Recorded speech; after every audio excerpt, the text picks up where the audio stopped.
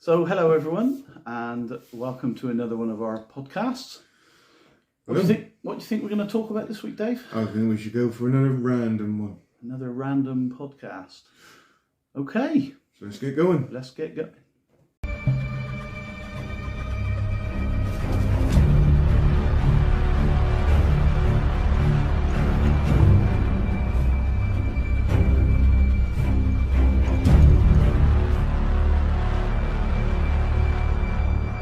Okay, so let's discuss last weekend. Right. Quite an interesting weekend we had. Go around. Saturday we tried to do the old bunker and we tried to do the old farmhouse and basically got stymied everywhere we went, didn't we? Yeah, it was one of those days on Saturday. Yeah. Wherever we went, we just couldn't get into. Yeah. Really. So we ended up doing a Randonautica. And again, my thoughts when we started Randonautica, you could probably see on my face, I thought, oh, God, here we go, this is going to be a load of rubbish. But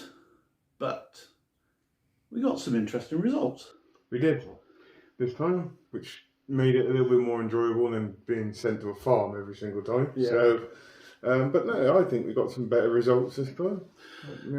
So I thought it was quite interesting because it took me to a place where I used to live. Yeah. And I wasn't thinking about that place. So what were you thinking about? So I was just trying to empty my mind, and I was hoping it would take us to an interesting point. That was the only thing I was thinking. I was trying to keep my mind empty. I had nothing in my mind. I just wanted something that was interesting and that would maybe frighten me a little bit. Did it frighten you? No, but it was interesting. Yeah, I mean, it did take you to it. I think it was, that first one was almost kind of like the setup to the last one. Because it was an interesting kind of series. I mean, my one was just, maybe just... It's just you think about farms a lot. Yeah, but we didn't go to a farm. It took us into somebody's garden. Yeah, it took us into somebody's garden. But to be sent to where you used to live. So, and the interesting thing about that, right? So, when I lived there, there was a story that obviously all those flats there were airmen's quarters. Yeah. And a friend of mine who is quite a sensitive, shall we say, doesn't see ghosts, but he can hear them. Yeah. He used to come and visit me there, and he used to say, "There's an airman. I can't see him, but he's military, and he keeps walking along in your corridor outside." He used to say that to me all the time when he came and visited. Yeah. And then I did a little bit of research, and I found out yes, they were airmen's properties, and that some of the people who were stationed there were in the, I can't remember which war it was, First or Second World War. Yeah. I would imagine it would have been Second World War there. Second. Yeah, you probably know more than I do. Because that camp was one of the first RAF camps. Yeah. So I spoke to some other residents, people who'd lived there in the past, and they'd all said similar stories that obviously they were all joined together, not the whole blocks of flats, but they were sort of long buildings with rooms off each one for people to sleep in, basically. Yeah. And obviously the airmen would have been walking up and down in there exactly as they said. So when it took us there, that was my first reaction. That the only thing I could think about was, I wonder if this is anything to do with the airmen's ghost. So I did start thinking along those lines when we'd done the first one. So, and the interesting bit was, if you remember, you did the next one from the car when we finished there, and it took us back over to that other house. Yeah. The farmhouse. And then when I did the second one, I was specifically thinking about that again. I was thinking along the lines of, I wonder if there's anything else to do with air airmen Right. or that sort of thing along there. Yeah, well, And I thought it was going to take us back to the same spot, which in itself would have been interesting because this time I was thinking about it. yeah. But even more so, It took us to the airfield. it took us right up to the airfield, which was probably where that airman would have been flying from. It was just very, very intriguing the fact it took us to apparently where some airmen used to stay or live or sleep, and then it took us straight to what used to be RAF Up Baby. Now, out of the 2 times we've done it, that is probably the most interesting bit of all around the Nauticus we've done. I know we've only done 2. Yeah. But out of all of it, that is probably the most interesting part of it. I agree, and I think it's made me want to try it some more now. Yeah, I'd like to try it again. In the dark. Like you said, yeah, in the dark. Dave in the dark. That could be really scary, couldn't it? Yeah. So send us right to North Newton Church. it's not going to send us to North Newton Church. It will if you're not manipulated somehow. Okay, you next one. You think about North Newton Church. Yeah, I did. I did last time. The first time it didn't. No, you didn't. You thought about farms and cutting grass. No, the first time. That's all you ever think about. The very first round of North I thought about North Newton. Basically kept on taking this to farms, but yeah, I still enjoyed it. It was good, and I do think we're definitely going to go and try that again in the near future. So you'll probably see another little Random Nautica episode coming up. In the dark. In the dark. In the dark. Just to make it a bit more spooky. Okay. So yeah, that was good. And then on the Sunday we managed to get out, didn't we? We did. Where did we go? We went to the old abandoned farmhouse up on the Salisbury Plain, which we hadn't been there for 3 years, so since summer 2019, and we finally managed to do a return investigation, which was pretty interesting, to be fair. We can talk about this a bit more because the episode's already aired now. So, activity-wise in there, it wasn't hugely active. I mean, and it wasn't. No. You know, like as in like what you kind of feel in senses and all that kind of stuff.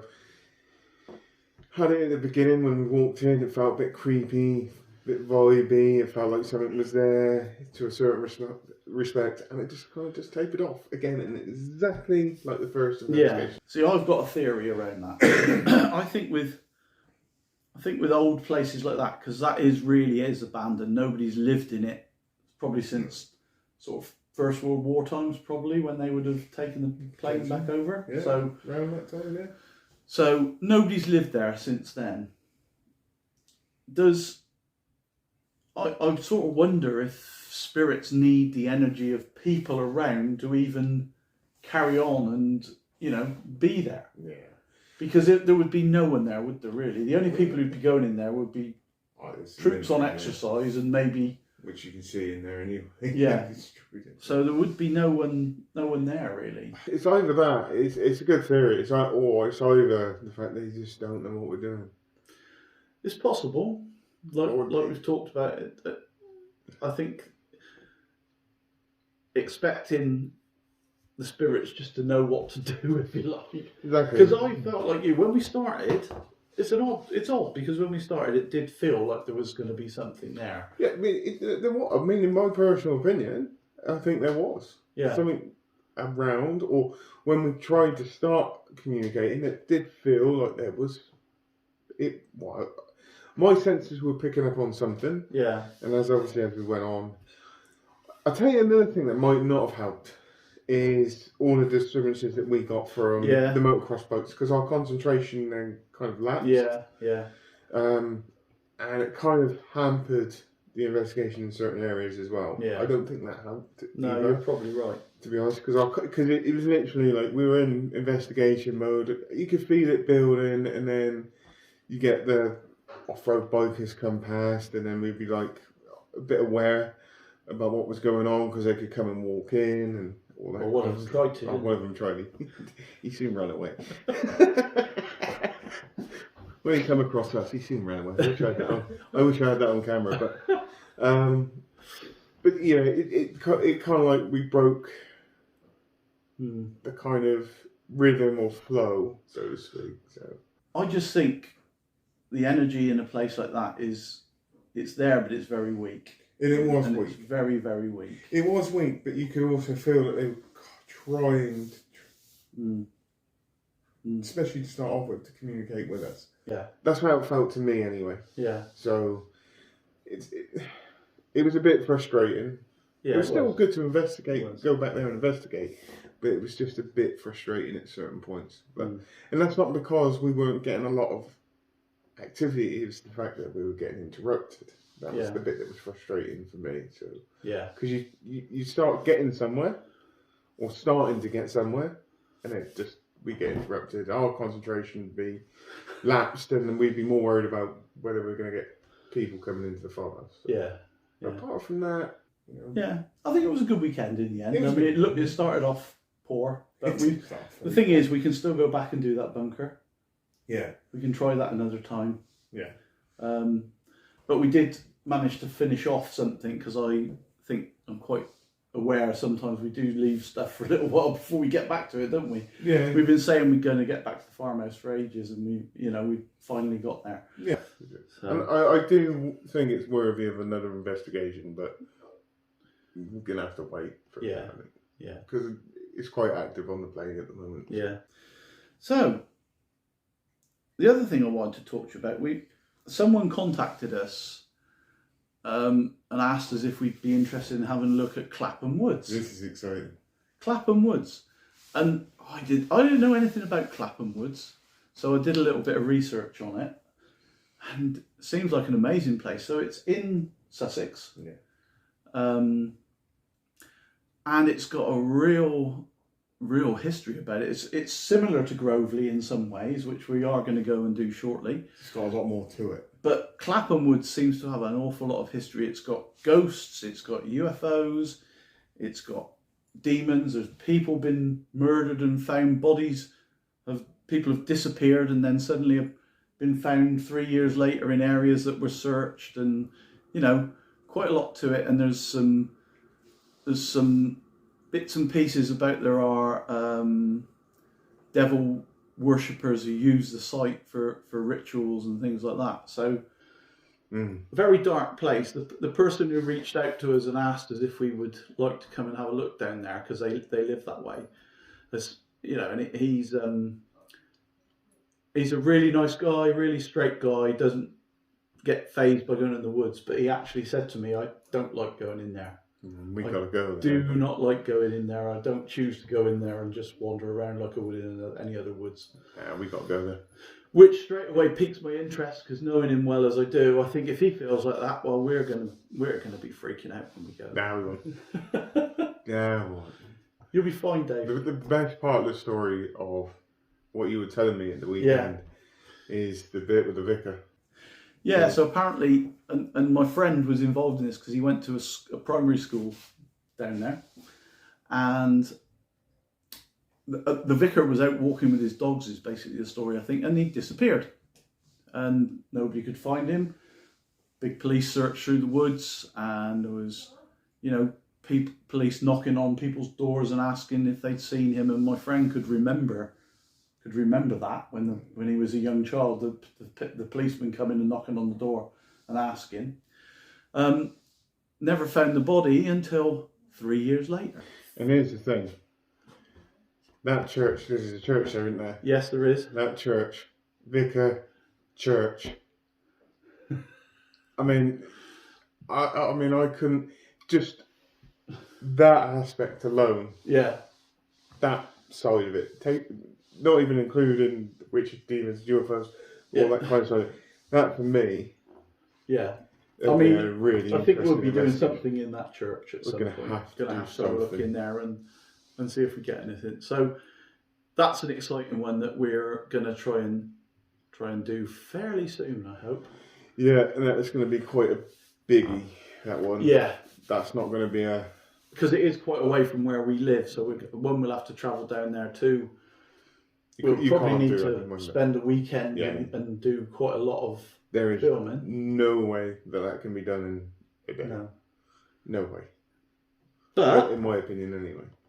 For this weekend, Dave, this weekend coming up, I'm quite fancying going to Groveley Woods if we can. Yeah, there's one big problem with that though. Okay. We're going to have to get Richard a wheelchair to get him down the path. So He's got a bad back. I've got a bad back at the moment, and I can't walk very far. This is quite a walk there. It is a bit of a walk to get to the trees, yeah. But we're going to have to get him a mobility scooter or possibly a wheelchair. If he thinks I'm going to let him push me in a wheelchair, no, it's not happening. He would push me into the bushes, into some stinging nettles or somewhere horrible, just for comedy value. I would. So I'm not going to lie. I would. But on a serious note, yeah, Groveley Woods this weekend. Yeah. Again, it'd be an interesting one.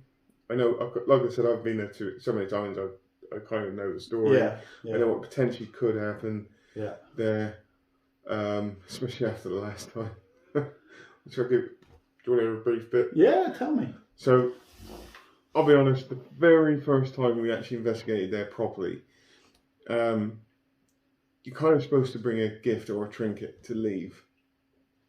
It's kind of like a sign of respect, just, that kind of thing, Yeah, yeah. And the first time we went there, and there's a big tree, it's a big abnormal tree, hasn't been tampered with, hasn't been pruned or anything like that. And somebody's laid a wooden circle right the way around the bottom of it. And obviously, when we get there, you'll be able to see it. Yeah. And all that. And loads of people just leave little things there. And the first time we went, not me, it was with the old team. Yeah. I forgot to bring a gift. And then, me being my superstitious self back then, I had to step in the circle.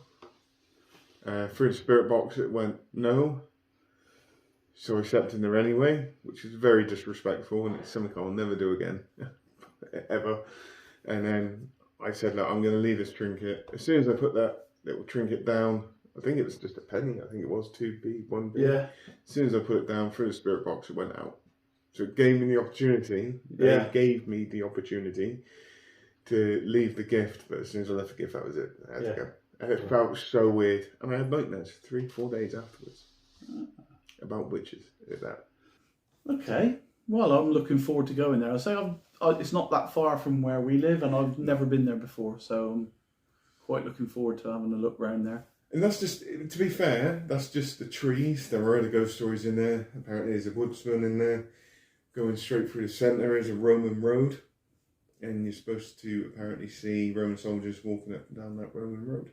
If we get a chance to see some Roman soldiers walk up a Roman road, I'd be really, really happy, because I've heard so many stories in the past about soldiers walking up a Roman road, and I've never ever seen. No. So that'd be interesting. There's lots of things like that, aren't there, around us locally? That, Yeah. Of ghost stories of that type of thing. Because I guess we live in an area where, it's quite a historical area where we live. Yeah. There was Roman occupation all around this area. Salisbury, Old Sarum, all of that. There was Roman forts and things around the area. So yeah, it'd be nice to say hello to some Romans. I just, I hear so many different ghost stories about Roman soldiers I was seen and all that kind of stuff, but I've never actually witnessed it. Well, Never. I certainly haven't, so I look forward to that. It'd be a good one, that one. If we ever get them. And there's an old little bunker in there as well, but I actually don't know where that is in Groveley. It's only like a little ammunition bunker, it's nothing big. Okay.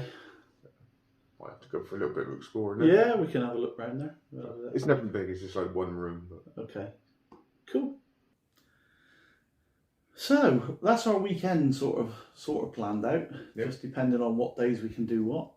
Yep. Both being working men, like we might be busy over the weekend. You might be, and I might be. Yeah. What else have we got to talk about today? Any other subjects you want to go for? Yeah, the subjects I want to go for. I know I like putting you on the spot, and you can never think of anything. I can never really. I can afterwards. After we've done these podcasts, I always think of something to talk about. I think we should just talk about some of the future investigations coming up. Yeah. Potential future investigations that are coming up. I know, but I don't want to keep going over the old ground, because we talked about the woods we want to go and finish off and all the other stuff last time. Yeah, So that's fine. newer things coming up. Like I said, we've got a few new bits on the horizon that we're looking to get permission to go to. Well, we sort of got permission already. Yeah. Which we're going to be doing. That'll be interesting. I did think of another one, Ludgershall Castle. Yeah, Ludgershall Castle. It's an old ruin. It's more ruins than a castle, but I've done some filming there. I haven't never investigated there, but I have done some filming there in the past, and it's a bit creepy. That was during the day, so I'd like to see what it was like at night, see what kind of stuff we pick up on that. Sounds good. You know, we'll probably again won't be doing New Year, but unless we can fit it in between now and Christmas, but yeah, that'd be good. And the other and I think we, you know, I know everybody laughs, but we love a church, so there's several more churches around this area that we've sort of been and had a look round, and I think there's a couple out of the list that have potential, I suppose. Yeah, I mean, yeah. I can think of a couple off the top of my head, to be honest. You know. So. And that, do you remember when we went to Coombe Gibbet? Yep. We were driving around Coombe, and there, it's very, very small villages, sort of, and you climb up this hill, don't you, to get up to the top by the gibbet. Yeah. And there was one place there where you can pull up, and there's like a half a mile walk to a secluded church down an old track. I've never been there, but I thought we ought to go and take a look at that, because it's a church that's so far off the beaten track. We'll have to have a look. It's going to be secluded. It's going to be a bit spooky. We can have a look down there and see if that's of any interest. So it might be a combination of things this weekend. Might be a bit of investigation and a bit of sort of legwork, looking around for other spots maybe. Yeah, it'd be good. So just cool. Just try and mark up future investigations. Yeah. Especially into the new year. The other thing we've been talking about, and I guess I'm asking you out there as much as I'm asking Dave, do you think we should do a few ghost stories, just to tell a few local stories and things like that? Well, yeah, I mean, it's just a carry on from what I started. Because you've done a few, haven't you? Yeah, we just carry on doing them. So, I mean, I would ask everybody out there, is that something you'd like to see? Some local stories, some local ghost stories? Yeah, I mean, we can do that fairly easily, can't we? Yeah, I've done a few on Wiltshire already, so I'm sure we can do some more. That's not a problem. Okay.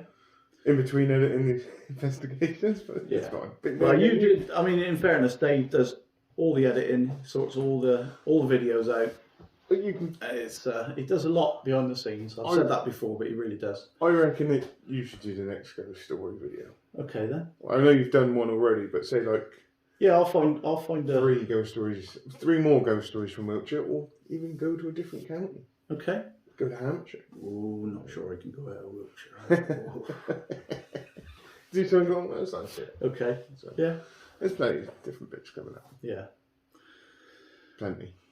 I guess sometimes it's hard to come up with ideas. So if anybody's got anything that they think they'd like to hear us chatting about, please put some ideas in the comments for us. Yeah, please feel free. If you want us, anything, any kind of subject you want us to give our opinions on, please just feel free, because Richard just had a mind blank, I just had a mind blank, and I'm just about to remind Richard about what we were just speaking about to talk about next. Dreams. That's what we were talking about. Yeah. So obviously, dream world, spiritual world, I think there's a tie-in. Yeah. You said something earlier in that when you were talking, you said when you went to Grovely, you had bad dreams for 3 nights afterwards. Yep. Do you think the dream world and the spirit world are connected? I do. In a nutshell, yeah, I do. Yeah. Have you ever heard of sleep paralysis? Yeah. So the sort of demonic side of that, if you like, is incubuses and succubuses. So they're the spirits that sort of pin you to the bed and you can't move, and that's classed as sleep paralysis. But the other theory is that it's a demon holding you down, and there's sexual connotations to some of that as well that come into it. Have you ever experienced it? I've experienced waking up and not being able to move. I've experienced it Yeah. more than once. Yeah. I haven't had it for about 2 years. Yeah. But I went through a phase of having it a lot. Yeah. I mean, when I say a lot, on a very regular kind Yeah. of basis. So I'll explain what the experience was for me. Yeah. And there is a slight connection between this and a storm. Okay. Just stay tuned. I'll explain all in a minute. So, for me, the experience is, and this is exactly how it is that you'd be dreaming about something and all that kind of stuff, but subconsciously you just can't move. Yeah. There's like this kind of charge going through, for me anyway, it was like this charge going through my body, like a tingly charge going through the whole of my body, and you can't move, and you're dreaming and all that kind of stuff. And then you wake up, and then you're like, oh God, thank God for that, and all that kind of stuff. And you start just kind of drifting, and then you actually wake up. Yeah. Properly wake up. It's the most frightening experience ever. Yeah.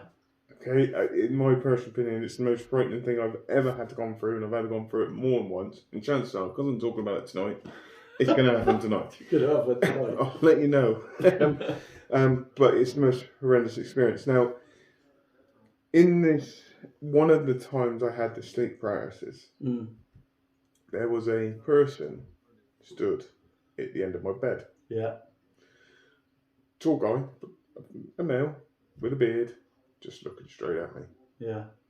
Wasn't doing anything, just looking straight at me. Yeah. And I could see it. It was like I was pinned down to the bed, couldn't move, looked straight at me. And here's the link to the storm. Is that one day, quite a few summers ago, this is before this instance of the sleep paralysis. Yeah.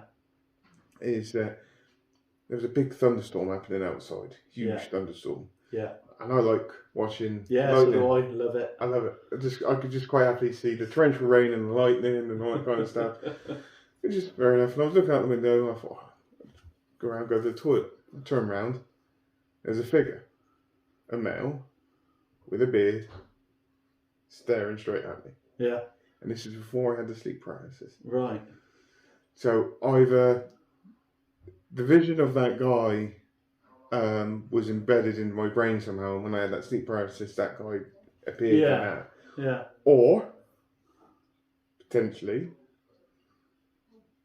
it could have been maybe a spirit of some sort. I'm not going to suggest anything as such. Yeah. Maybe kind of was causing the sleep paralysis. I don't know.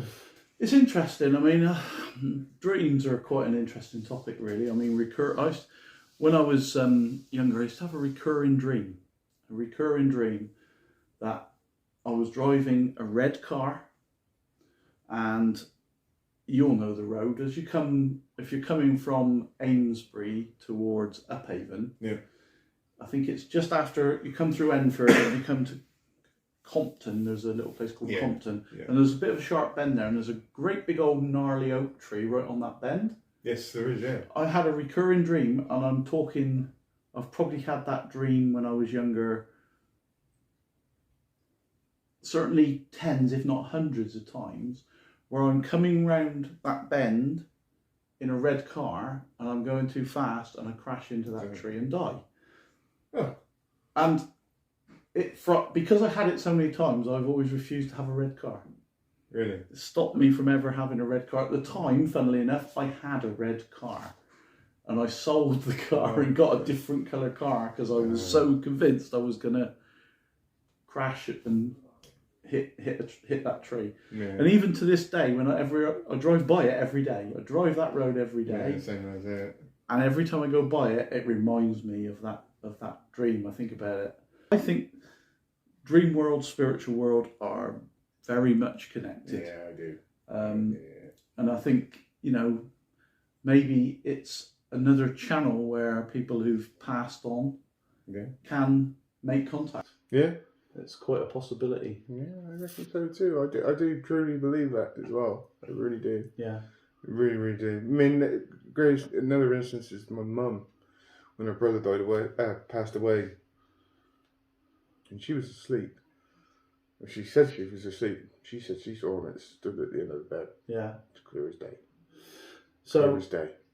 I also remember when my mum died quite a few years ago, when I was what was I, about 19, 20, and I've got an older brother, and he lived in a house that was our family home for many years.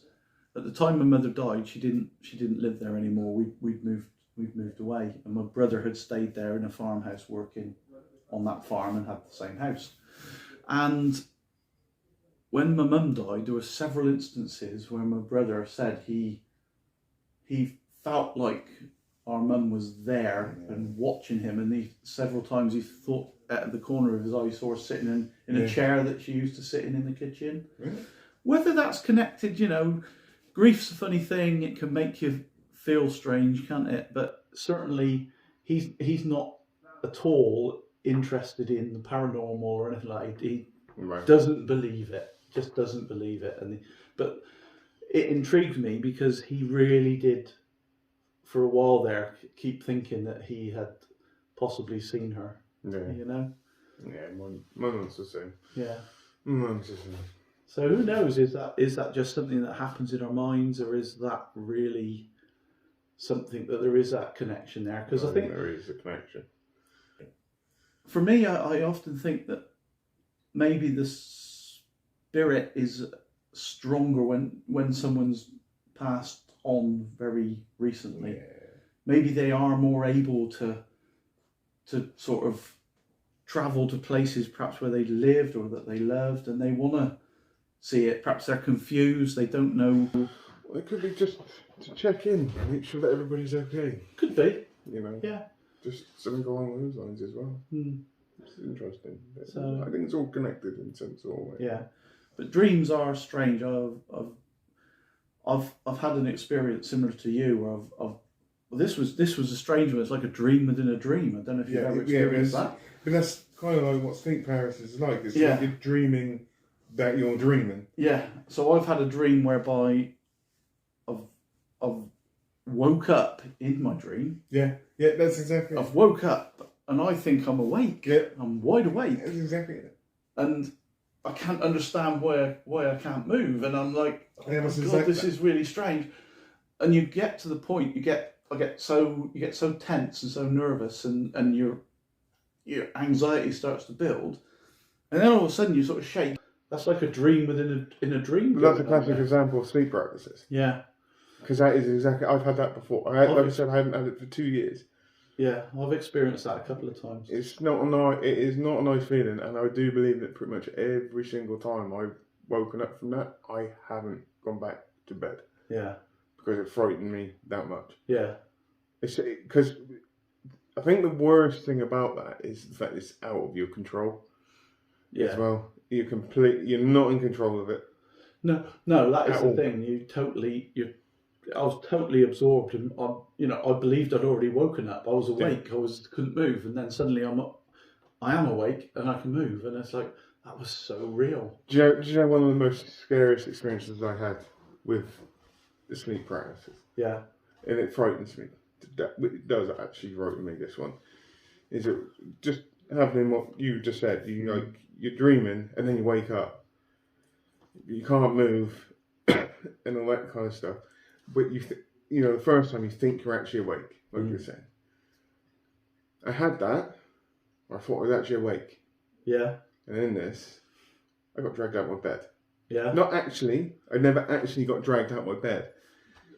But in your dream, I got dragged out of my bed. So you can imagine the fear that went through me. And when I actually woke up, I swear to God, I don't think I slept for 2 days. Yeah. I'm pretty much sure I didn't sleep for 2 days. That was probably the most frightening experience I've ever had to go through in my life. And it still scares me to this day. Yeah. If I get any kind of inkling, I mean, I know that it comes a little bit unawares most of the time, but I get this really strange kind of feeling going through my body, and if I ever get that, I kind of try and snap myself out of it really, really quickly. Yeah. If I get it, or but you can't be always in control of it. So. No. I mean, nightmares, we call them dreams. Nightmares they are the same type of thing, aren't they? They are so frightening when you've when you've experienced it. I'm I'm sure everybody's everybody's probably had some sort of a nightmare or a scare when they've been asleep. It's natural, isn't it? It's the night when you wake up sweating and in a panic. Yeah. That's when I start. Yeah. But it's all connected to the I think so. I think there's a big connection there somewhere. Who knows? Maybe we can go to sleep and sleep on it. Yeah. Yeah. So there's a little bit more of an insight into us, to be honest. But no, I mean, the original question is dreams and the spiritual world connected? Yeah, they are. Yeah. I think they are. In terms, I think they are.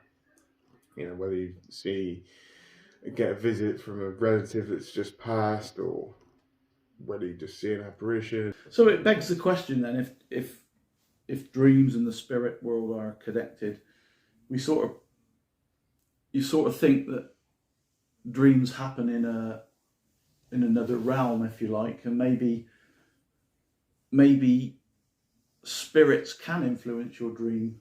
I could do, yeah. You know, maybe the veil's a little bit thinner between spirit realm and this realm when we're asleep, and that's an area where they can sort of come into us, if you like, and get a little bit closer.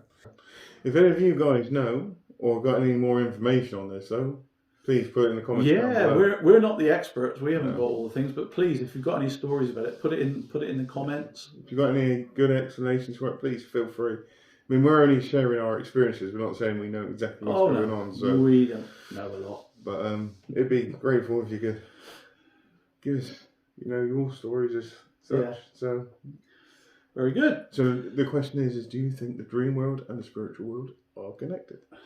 It's as simple as that. All right. So I think we've probably rabbited on enough. Yeah, it was a short podcast this week. Yeah, a little one. We're both a bit tired this week. Dave's been busy cutting grass. I haven't been cutting grass. Haven't you? No. Been farming? No. No? Been picking up leaves. Oh. Randon is probably going to take us to some leafy areas this week then. And I planted about 12,000 daffodil bulbs. Okay. How nice. Yeah, really not. It's really not. So yeah, I think we'll probably bring it to a close there. Yeah, just a short one this week, and then. So we hope you've enjoyed it. As I say, sometimes we rabbit on about nothing for a little while, but that's just the way we are. It's nice for us to have a weekly chat, weekly catch up, just talk about things that are intriguing us during the week. Yeah. So we hope you've enjoyed this, and we'll see you next week for another podcast. So good night and thank you. See you later, all. Bye-bye.